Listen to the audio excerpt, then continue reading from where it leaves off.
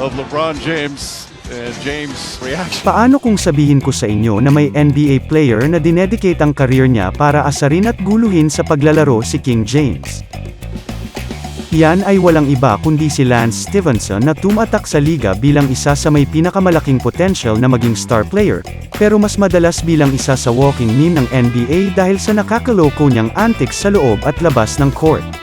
Naging mailap ang simula ng NBA career niya sa Indiana Pacers pero nang magharap sila ni LeBron, dito na siya sumikat hindi dahil sa laro niya, kundi sa pangtitrip niya kay James.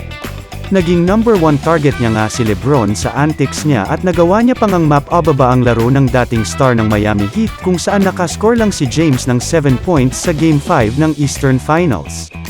Ito na siguro ang pinaka-worst playoff game ni LeBron at tanging si King of Jester lang ang nakagawa sa kanya nito. Mas naging pamoso man si Stephenson sa kalokohan sa court lalo na kay LeBron.